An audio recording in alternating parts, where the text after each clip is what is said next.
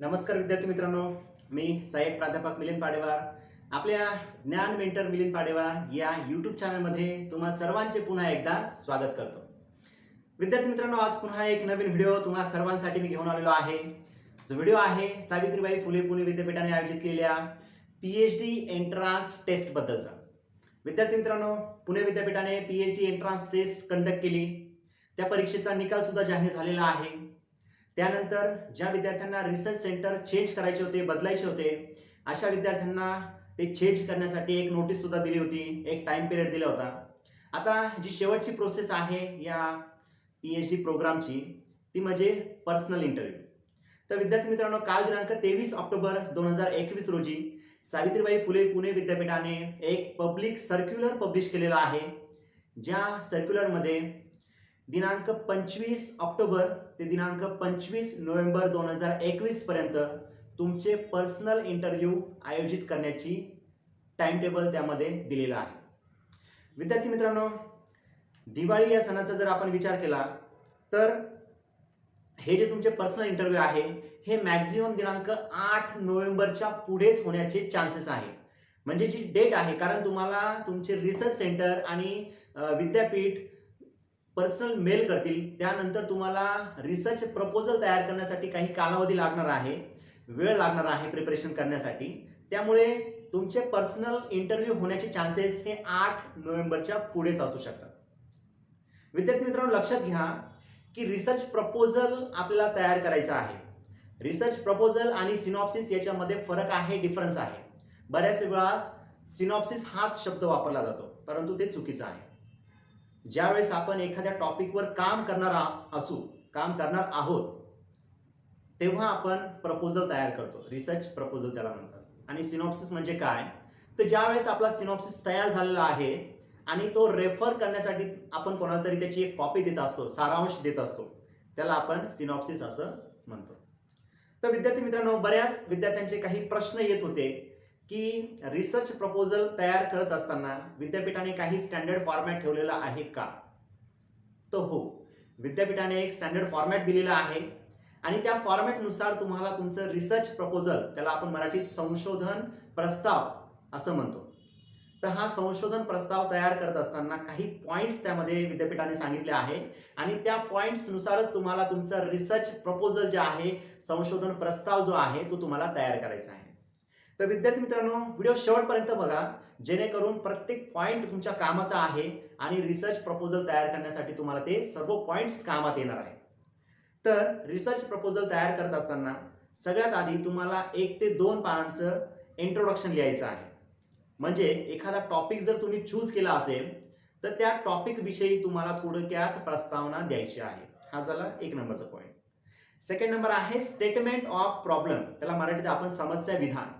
आता कुठलंही संशोधन जर आपल्याला हाती घ्यायचं असेल तर नेमका समाजामध्ये काय प्रॉब्लेम आहे, समस्या काय आहे, म्हणजे आपण त्यावर सोल्युशन देणार आहोत. त्याच्यावर आपण संशोधन करून त्याचा उपयोग समाजासाठी होणार आहे. म्हणजेच आपल्याला आधी प्रॉब्लेम शोधायचा आहे आणि त्या प्रॉब्लेमवर आपल्याला काम करायचं आहे. ओके, एक तुम्हाला एक्झाम्पल देतो की समजा स्कॉलरशिप गव्हर्नमेंट विद्यार्थ्यांना देते.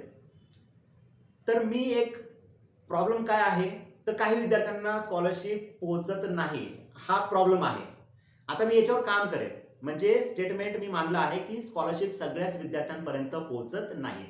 त्याप्रमाणे तुम्हाला कुठलाही टॉपिक तुम्ही घ्या, तो टॉपिक म्हणजे तो प्रॉब्लेम तुम्ही मांडा, त्याचं विधान तुम्ही मांडा आणि त्यावर तुम्हाला काम करायचं आहे. थर्ड नंबरचा जो पॉइंट आहे, रिलेव्हन्स ऑफ द स्टडी. जे प्रपोजल आपण तयार करणार आहोत, ज्या प्रपोजलवर आपण काम करणार आहोत, रिसर्च करणार आहोत, संशोधन करणार आहोत, तर त्याचा रिलेव्हन्स कोणाशी आहे. आता जर मी स्कॉलरशिप हा टॉपिक जर घेतला असेल तर हा विद्यार्थ्यांच्या बाबतीत जास्त संबंधित आहे. त्यानंतर शैक्षणिक संस्थांशी तो जास्त संदर्भात आहे. गव्हर्नमेंटच्या ज्या योजना आहे त्या व्यवस्थित इम्प्लिमेंट करण्यासाठी सुद्धा तो महत्त्वाचा आहे. म्हणजे विद्यार्थी, शैक्षणिक संस्था आणि सरकार किंवा गव्हर्नमेंट या सगळ्या घटकांशी तो संबंधित आहे. म्हणजे रिलेव्हन्स या घटकांशी आहे. तर तो तुम्हाला रिलेव्हन्स सुद्धा तुमच्या अभ्यासाचा संबंध नेमका कोणाशी आहे ते तुम्हाला त्या ठिकाणी मांडायचं आहे. फोर्थ नंबरचा पॉइंट आहे ऑब्जेक्टिव्हज ऑफ द स्टडी. तुम्हाला तुमच्या अभ्यासाची उद्दिष्टे तुम्हाला त्या ठिकाणी लिहायची आहे, मांडायची आहे, एक्सप्लेन करायची आहे. त्यानंतर जस्टिफिकेशन ऑफ द ऑब्जेक्टिव्ह. जे ऑब्जेक्टिव्ह तुम्ही मांडले तर त्या ऑब्जेक्टिव्हचं तुम्हाला स्पष्टीकरण पुढे द्यायचं आहे, मांडायचं आहे. फॉर एक्झाम्पल स्कॉलरशिपचा जर मी पॉइंट घेतला असेल, विषय घेतला असेल, तर सर्व विद्यार्थ्यांपर्यंत स्कॉलरशिप गेली पाहिजे हे मी ऑब्जेक्टिव्ह ठेवलं, उद्दिष्ट ठेवलं. आता हे का ठेवलं हे तुम्हाला पुढे मांडायचं आहे, म्हणजे जस्टिफिकेशन ऑफ द ऑब्जेक्टिव्ह. तर हा झाला पुढचा पॉइंट.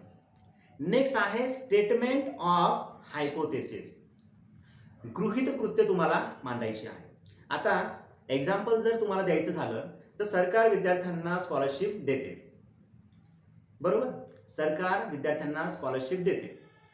आता स्कॉलरशिप दिल्यानंतर ती स्कॉलरशिप सर्व विद्यार्थ्यांना मिळते असं मी ॲज्युम केलं, असं मी गृहीत धरलं. पण खरंच ती स्कॉलरशिप सर्व विद्यार्थ्यांपर्यंत पोहोचते का हे मला शोधायचं आहे. जेव्हा मी डाटा कलेक्शन करेल, जेव्हा मी विद्यार्थ्यांकडून माहिती गोळा करेल, त्यांच्यापर्यंत खरंच स्कॉलरशिप गेली आहे का हे मी त्या डाटा ॲनालिसिसवरून काढेल. त्यानंतर ते प्रूव्ह होईल की खरंच गव्हर्नमेंट स्कॉलरशिप देते, ते स्कॉलरशिप विद्यार्थ्यांपर्यंत पोहोचते किंवा नाही. हे माझं नंतरचं ॲनालिसिस झालं किंवा त्याला आपण फायनल कन्क्लुजन झालं. परंतु आधी हायपोथेसिस मी काय मांडलं की सर्व स्कॉलरशिप जी आहे ती सर्व विद्यार्थ्यांपर्यंत पोहोचते. ती खरंच पोहोचते का नाही हे मी शोधणार आहे. नेक्स्ट आहे कीवर्ड किंवा टर्म्स यूज. आता तुम्ही तुमच्या संशोधनामध्ये कुठल्या कुठल्या डेफिनेशन, कुठल्या कुठल्या टर्म्स किंवा संकल्पना मांडणार आहात तर ते तुम्हाला त्या ठिकाणी कीवर्ड्स द्यायचे आहे. आता माझे जर कीवर्ड्स विचारले तर माझे कीवर्ड्स शिष्यवृत्ती आहे, स्कॉलरशिप, स्टुडंट आहेत, विद्यार्थी, गव्हर्नमेंटच्या जे काही बॉडीज आहेत, समाज कल्याण असेल, आदिवासी विकास भवन असेल, किंवा स्कॉलरशिप मिळाल्यानंतर विद्यार्थ्याचा विकास होतो, म्हणजेच एक प्रकारे मनुष्यबळाचा विकास होतो. तर मनुष्यबळ ही सुद्धा माझी डेफिनेशन झाली किंवा एक कीवर्ड झाला. तर जो टॉपिक तुम्ही चूज करणार आहात तर त्या टॉपिकमध्ये काय काय कीवर्ड्स तुम्ही संशोधनामध्ये वापरण्यात येणार आहेत तर ते कीवर्ड्स तुम्हाला त्या ठिकाणी मेन्शन करायचे आहे. त्यानंतर पुढचा पॉइंट आहे classes of the respondent to be contacted. म्हणजेच ज्यावेळेस तुम्ही एखादा टॉपिक चूज केला आहे तर टॉपिक चूज केल्यानंतर त्याचा जो काही डाटा कलेक्शन आहे ते तुम्ही कोणाकडून करणार आहात, म्हणजे रिस्पॉन्डंट कोण आहे, प्रतिसादक कोण आहे. आता माझे प्रतिसादक कोण आहेत तर माझे प्रतिसादक किंवा रिस्पॉन्डंट हे स्टुडंट आहेत, त्यानंतर शैक्षणिक संस्था आहेत, गव्हर्नमेंट बॉडीज आहेत. त्याचप्रमाणे तुम्ही जर एखादा टॉपिक चूज केला असेल तर तुमचे रिस्पॉन्डंट कोण आहेत ते तुम्हाला त्या ठिकाणी मांडायचं आहे. त्यानंतर पुढचा पॉइंट आहे युनिव्हर्स अँड सॅम्पल साईज. आता युनिव्हर्स, समजा मी नाशिक जिल्ह्यामध्ये किंवा नाशिक शहरामधील कॉलेजेसचा अभ्यास करणारा असेल तर नाशिक शहरामध्ये समजा 100 कॉलेजेस आहेत, तर 100 कॉलेजेस हे माझं झालं युनिव्हर्स. पण आता 100 कॉलेजेसचा स्टडी करणं मला शक्य आहे का? वेळ, पैसा, श्रम या सगळ्याच गोष्टीचं लिमिटेशन आहे, तर हे सर्व शक्य नाही. मग युनिव्हर्स माझा झाला 100 आणि त्याच्यातून समजा मला 20% कॉलेजेसचा अभ्यास करायचा असेल तर 20% हे झालं माझं सॅम्पल. तर तुम्हाला त्या ठिकाणी सुद्धा युनिव्हर्स आणि सॅम्पल साईज हे तुम्हाला त्या ठिकाणी मेन्शन करायचं आहे. नेक्स्ट आहे जस्टिफिकेशन ऑफ सॅम्पलिंग मेथड. आता नमुना निवड तुम्ही कशा पद्धतीने करणार आहात? रॅन्डम सॅम्पलिंग आहे किंवा स्ट्रॅटिफाईड रॅन्डम सॅम्पलिंग आहे, सिंपल जे डाटा कलेक्शन आहे ते आहे. तर कशा पद्धतीने तुम्ही डाटा कलेक्शन करणार आहात ते तुम्हाला त्या ठिकाणी मांडायचं आहे. नेक्स्ट पॉइंट आहे सोर्स ऑफ डाटा कलेक्शन. माहितीचे स्रोत कुठले असणार आहे, म्हणजे माहिती तुम्ही कोणाकडून गोळा करू शकणार आहात. तर आता मी माहिती विद्यार्थ्यांकडून गोळा करेल, मी माहिती कॉलेजेसकडून गोळा करेल, मी माहिती समाज कल्याण आदिवासी विकास भवनकडून गोळा करेल, गव्हर्नमेंटचे काही रिपोर्ट्स असतील, न्यूजपेपरच्या काही बातम्या असतील, इंटरनेटवर काही इन्फॉर्मेशन आहे, काही आर्टिकल्स कोणी याच्या आधी पब्लिश केलेले असतील, तर हे सगळे माझे डाटा कलेक्शनचे सोर्सेस आहेत. तर तसंच तुम्हाला सुद्धा तुम्ही डाटा कुठून कलेक्ट करू शकणार आहात तर ते तुम्हाला सोर्स त्या ठिकाणी द्यायचे आहे. त्यानंतर techniques of analysis of data. माहिती गोळा केल्यानंतर ते ॲनालिसिस, माहितीचे पृथक्करण करण्यासाठी कुठली मेथड तुम्ही वापरणार आहात, म्हणजे पाय चार्ट असेल बाय डायग्राम असेल, बार डायग्राम असेल किंवा अजून वेगवेगळ्या मेथड असतील, तर कुठली टेक्निक्स तुम्ही वापरणार आहात ते तुम्हाला या ठिकाणी मांडायचं आहे. नेक्स्ट पॉइंट आहे रिव्ह्यू ऑफ रिलेटेड लिटरेचर, म्हणजे संशोधन साहित्याचा आढावा. एखादा टॉपिक जर तुम्ही चूज केल्यानंतर याच्या आधी अशा टॉपिकवर कोणी काम केलेलं आहे का, कोणी आर्टिकल्स लिहिलेले आहे का, न्यूजपेपरमध्ये काही कटिंग आलेली आहे का, इंटरनेटवर काही इन्फॉर्मेशन आहे का, आपल्यासारखंच अशा विषयाशी संबंधित कोणी पीएचडी केलेली आहे का, कोणी थेसिस लिहिलं आहे का, फॉरेनमध्ये काही याच्यावर काम झालेलं आहे का.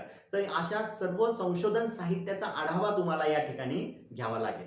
रिसर्च प्रपोजल सुद्धा तयार करत असतात आणि त्या ठिकाणी तुम्हाला थोडक्यात माहिती द्यावी लागेल. त्यानंतर स्कीम ऑफ प्रोग्रेस रिपोर्टिंग.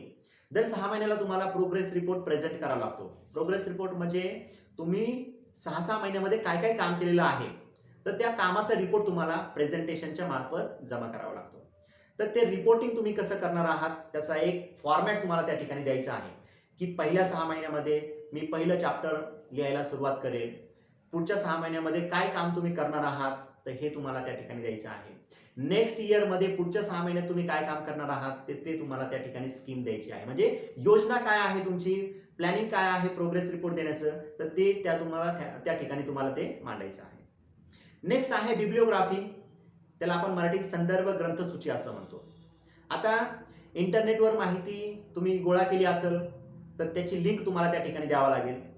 पुस्तकातून काही कोणाचे कोटेशन तुम्ही घेतले असतील, कोणाचे काही संदर्भ घेतले असतील, न्यूजपेपरमधून कोणी काही आर्टिकलचा संदर्भ घेतला असेल, पुस्तकांचा संदर्भ घेतला असेल किंवा कोणी काहीतरी कोटेशन केलेलं असेल, सभेमध्ये एखादं वर्ड त्यांनी मांडलं असेल, तर ते सर्व संदर्भ तुम्हाला त्या फॉर्मॅटमध्ये द्यायचे आहे. हे सर्व झाल्यानंतर तुमचं जे काही रिसर्च प्रपोजल आहे, संशोधन प्रस्ताव आहे, तो कंप्लीट होणार आहे विद्यापीठाच्या नियमानुसार आणि विद्यापीठाच्या स्टँडर्ड फॉर्मॅटनुसार. विद्यार्थी मित्रांनो, अशा पद्धतीने जर तुम्ही स्टँडर्ड फॉर्मॅट वापरून रिसर्च प्रपोजल तयार केलं तर तो तुमचा रिसर्च प्रपोजल तो आहे तो अतिशय उत्तम प्रकारे तयार होऊ शकतो आणि त्याचं इम्प्रेशन जे आहे RAC कमिटी समोर पडू शकतो. तर विद्यार्थी मित्रांनो, हे सर्व पॉइंट्स तुम्ही लक्षात ठेवा आणि या पद्धतीने तुम्ही तुमचं जे काही रिसर्च प्रपोजल आहे, संशोधन प्रस्ताव आहे, तो तयार करा आणि तुमचा जो काही इंटरव्ह्यू आहे तो तुम्ही व्यवस्थित फेस करा.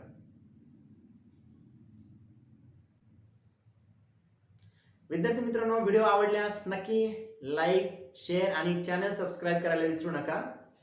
धन्यवाद.